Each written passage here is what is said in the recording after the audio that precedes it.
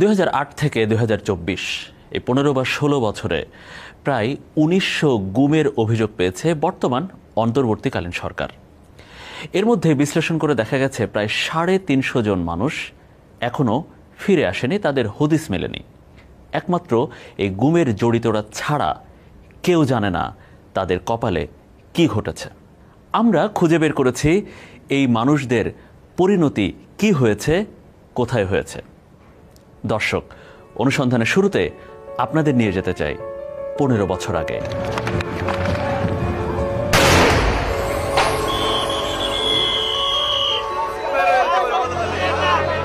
2009 সালের 25 ফেব্রুয়ারি বাংলাদেশের ইতিহাসে ঘটে এক কালো অধ্যায়। বিডিআর জওয়ানদের বিদ্রোহের নামে সেনা অফিসারদের উপর চালানো হয় নির্মম হত্যাযজ্ঞ।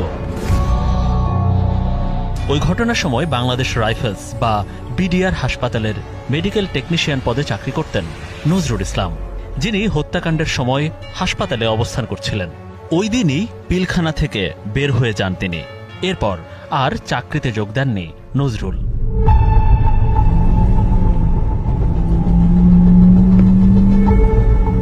আমাদের গন্তব্য ঝালকাঠির নলসিটির কাণ্ডপাশা গ্রামের সেই নজরুল ইসলামের বাড়িতে।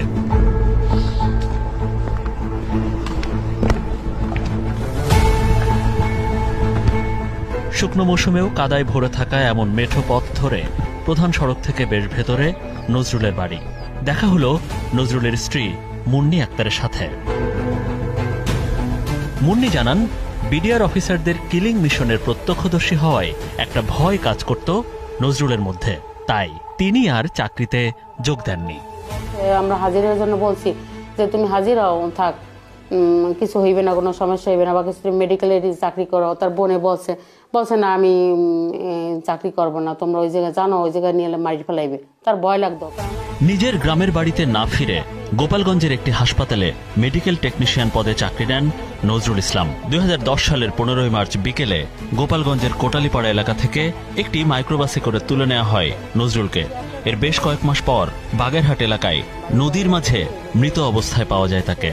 কালো মাইক্রোতে করিয়া অনেক লোক ছিল, 5-7 জন সকাল থেকে ছিল নাকি ওইখানে। সে তো ভাবছে যে আমার জেলে দেবে, তো হয়তো তারা তো জেলের মাধ্যমে তো দিতে পারতো। শিওর হয়ে তারপর আমরা ডেড বডি উঠে নিয়ে এখানে দাপন করছি।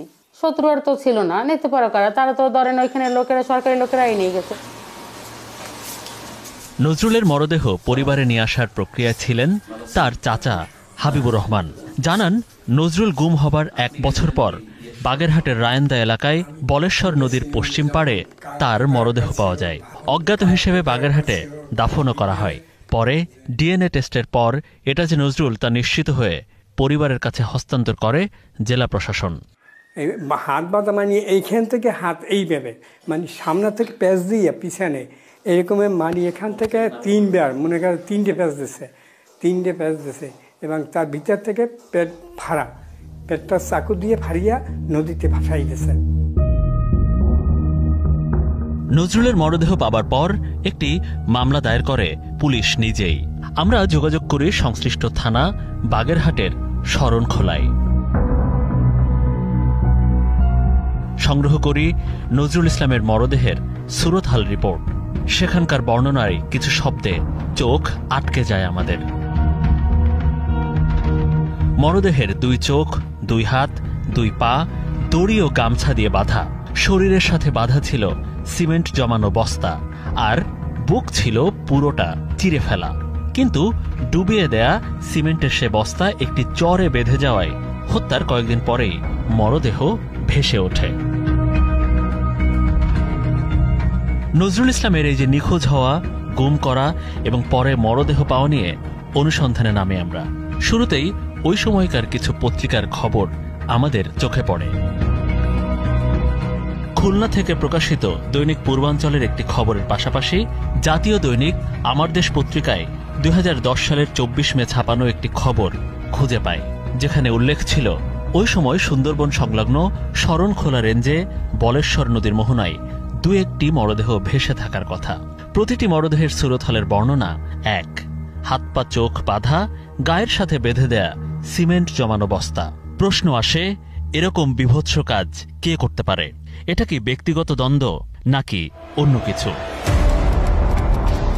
আমরা যোগাযোগ শুরু করি সুন্দরবন সংলগ্ন বন বিভাগ, বিভিন্ন আইন শৃঙ্খলা রক্ষাকারী বাহিনীর সদস্য ও জেলে সমিতি বা ট্রলার মালিক সমিতির কয়েকটি সূত্রের সাথে। তথ্য নিতে থাকি 14 থেকে 15 বছর আগে ভেসে ওঠা এমন মরদেহ সম্পর্কে কেউ কিছু জানেন কিনা। নজরুলের মরদেহ যে চর রায়েন্দা এলাকায় পাওয়া যায়, মানচিত্রের সাহায্যেও আশপাশের এলাকা সম্পর্কে ধারণা নিতে থাকি। নজরুলের মরদেহ তদন্ত করেছিলেন পুলিশের এমন একজন। আমাদের দুটি এলাকার নাম বলেন, তার মধ্যে একটি নাম বারবার উল্লেখ করেন, তা হল চরদোয়ানি।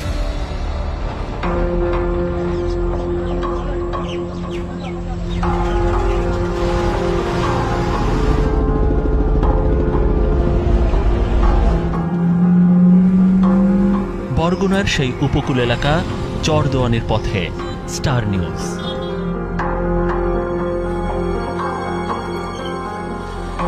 বরগুনার পাথরঘাটা উপজেলার চরদোয়ানি এলাকা বা চরদোয়ানি খাল। আমার পেছনে যে ঘাটটা দেখতে পাচ্ছেন সেটা চরদোয়ানি খালের চরদোয়ানি ঘাট, আর এই পাশে রয়েছে চরদোয়ানি বাজার। বাংলাদেশের আইন শৃঙ্খলা রক্ষাকারী বাহিনী কর্তৃক সবচেয়ে স্পর্শকাতর যে একটা অপরাধ, তার মধ্যে একটা হচ্ছে গুম। এই গুমের সাথে বা লাশ গুম করার সাথে এই চরদোয়ানি এলাকার একটা বড় সম্পৃক্ততা পেয়েছি আমরা।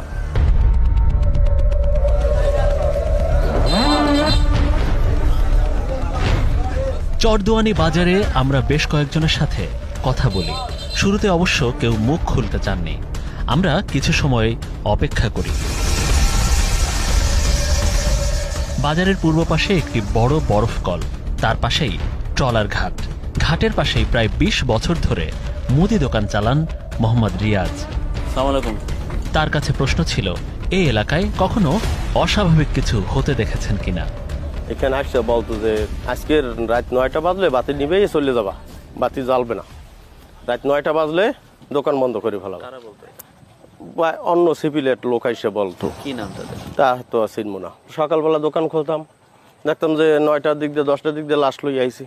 টলার মানুষ ব্রিজ ভরা, ব্রিজের উপরে অনেক মানুষ, কেউ দেহাদেহি করে, কেউ অস্ত্র লই বাইরে ওড়ে নামে। রিয়াজের দোকানের সামনে দিয়ে মাইক্রোবাসে এনে লোক উঠানো হতো ট্রলারে। তাহলে আমাদের এমন কাউকে খুঁজতে হবে যিনি আরো কিছু দেখেছেন। চরদোয়ানি বাজারে অনেকের সাথে কথা বলে একজন জেলের নাম আমাদের কাছে আসে। নাম জলিল। তাকে খুঁজতে হবে আমাদের। গন্তব্য চরদোয়ানি খাল ধরে বলেশ্বর নদীর অংশে। মাছ ধরা অবস্থায় দেখা মেলে জলিলের। প্রথম অপারেশনে আমি যেটা জানি স্যার, ওটা 2 জন লোক আনছে। 2 জন লোক আনার পরে ওটা বলছে যে তোমরা সব পিছনে যাও। পিছনে যাওয়ার পরে তারা ওরা ওখান দিয়ে কার্যক্রম করতে ইট মিট বস্তা মস্তা এইসব তার কি আমরা করতাম। এই দিয়ে করবে কি, নিজেরা 3 জনে বিকল্প করতে হবে, যে দিয়ে করবে কি কত কিছু নিজেই কাজ করুক, আপনাদের কাছে নিশ্চুম থাক। এই নিশ্চুমে রয়েছি দেখ পর ওটা অপারেশন করছে। মানে 6টা গুলি হয়েছে স্যার। 6টা গুলি আমরা প্রথম গুলিতে আমরা ভয় পাই হয়েছে যে বুড়ি গুলি করবে কে, কারণ নাকি তখন আব্বাস করেছে মারিয়ে মানুষ মারিয়ে ফেলাইতেছে কত কষ্ট। ওই তখন অপারেশন ওইভাবে হয়ে গেলে আমাকে আব্বাস বট চালাও চরদোয়ানি, আর তোমরা খোকন জলিলের দিকে আসো, সামনে আসো। আমরা সামনে যেতাম, বলছে যে এটা ধুলাই করে ফেলো, ধুয়ে ফেলো। ব্রাশ আনছে, হোল পাউডার আনছে, বেশি ব্লাডগুলো রক্তগুলো লেগে গেছে। এই ধরনের যে ইট টিট বস্তা বেঁধে তারপর কি করতো? ফেলাই দিত। প্রথম মারছে 2 জন বললাম, তারপরে ওই যে বললাম যে খাল দিয়ে বের হয়ে যায়, ওখানে 3 জন ফেলাইছে। একটা সময় র্যাবের সোর্স হয়ে কাজ করতেন জলিল। জলিলের কাছ থেকে আরো কিছু নাম পেয়েছি আমরা। এরা সবাই পাথরঘাটার চরদোয়ানি এলাকার বাসিন্দা। 2010 থেকে প্রায় 4 বছর ধরে যার ট্রলারে করে গুম করা ভুক্তভোগীদের বলেশ্বর নদীতে নেওয়া হতো, তিনি আব্দুর রহমান, স্থানীয়ভাবে যিনি ফাটা রহমান নামে পরিচিত। আমরা রহমানকেও খুঁজে বের করেছি। এগুলো আমি নিশ্চয়কে আমি দেখছি। আমার বোট আমি চালাইতাম, চালাবার পরে সে বলতো বোট স্লো করো। বোট স্লো করলে ওই সময় এলো এই কাজ তারা শুরু করতো। বোর্ডের এরকম সাপোর্ট আছে, সাপোর্টের উপরে মাথা রাখা 2 জনে মাথা উড়াই দিত সাপোর্টের উপরে, গুলি করে করে মানুষগুলো হালাই দিত ওই গভীর সাগরে। গলায় বস্তা বাঁধতো, ওই যে পাথরগুলো উঠাইছে ওই একটা বস্তা গলায় বাঁধতো, একটা পায়ে বাঁধতো। অনেক সময় ওই শাহ আলমের অর্ডার করতো যে বুক ফাড়িয়ে দাও, বুক ফাড়িয়ে দিতে হালাই দিত। আব্দুর রহমানের কাছে আমাদের প্রশ্ন, গুম অপারেশনে যোগ দেয়া কোন অফিসার বা জড়িত কাউকে তিনি চেনেন কিনা। হ্যাঁ এই তো এটা জিয়া। এনাকে দেখছেন আপনি নিজ চোখে? হ্যাঁ। কি বোটের উপরে? হ্যাঁ, এই ব্রিজের উপরে থাকতো স্যার।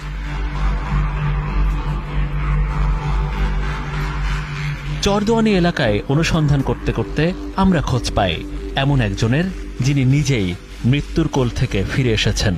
জসিমউদ্দিন পাথরঘাটার এই বাসিন্দা বরগুনায় কলেজে পড়ার সময় এলাকার একজন সোর্সের সাথে তার দ্বন্দ্ব দেখা যায়। পরে একদিন বাসায় ফেরার সময় কালো কাপড় বেঁধে তুলে নেওয়া হয় জসিমকে। মুখোশ পরিয়ে ট্রলারে করে নিয়ে যাওয়া